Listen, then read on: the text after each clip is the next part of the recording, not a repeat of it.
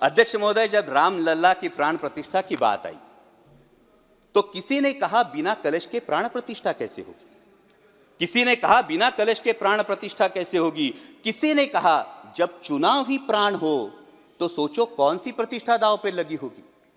लोग तो कुछ कहेंगे, लोगों का काम है कहना, आप जन की बात मत सुनना, सिर्फ मन की बात करना। फिर भी खुश थे हम 500 साल का सपना जो पूरा हो रहा था, हमारे अंदर का हिंदू भी पूरी तरह से जाग गया था। तो चल पड़े अयोध्या की ओर, रामलला की दर्शन की आस लगाए। चल पड़े अयोध्या की ओर, रामलला के दर्शन की आस लगाए। जो सामने नजारा देखा वो देखकर दंग रह गए। वो 3 मंजिलें, 400 खंबे, 32 सीढ़ियां, जय श्री राम का नारा लगाते हुए हम सीढ़ियां चढ़ने लगे। रामलला से क्या गुहार लगाए ये सोचने लगे। पहली सीढ़ी पर याद आई महंगाई, पहली सीढ़ी पर याद आई महंगाई, दूसरी पर देश में बढ़ती बेरोजगारी, तीसरी पर पत्रकारिता की चरण चुंबकता, चौथी पर सेंट्रल एजेंसीज की संदिग्ध भूमिका। हर सीढ़ी पर कुछ न कुछ याद आ रहा था, हर सीढ़ी पर कुछ न कुछ याद आ रहा था।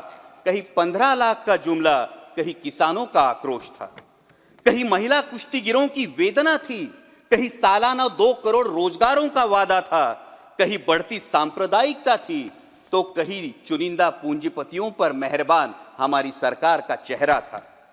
इस वास्तविकता ने झंझोड़ने के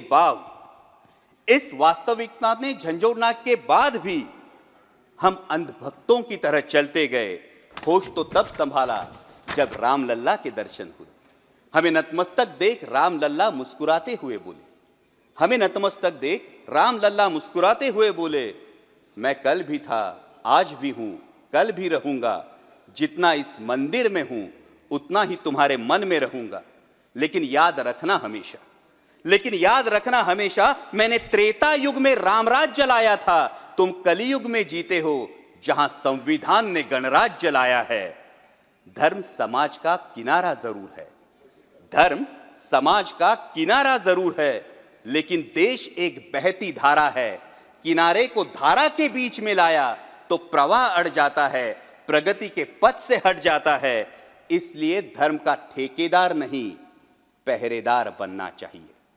इसलिए धर्म का ठेकेदार नहीं, पहरेदार बनना चाहिए। तुम रहो न रहो, वो रहे न रहे, ये देश रहना चाहिए, देश का संविधान रहना चाहिए, देश का लोकतंत्र रहना चाहिए, ये देश रहना चाहिए। जय हिंद, धन्यवाद।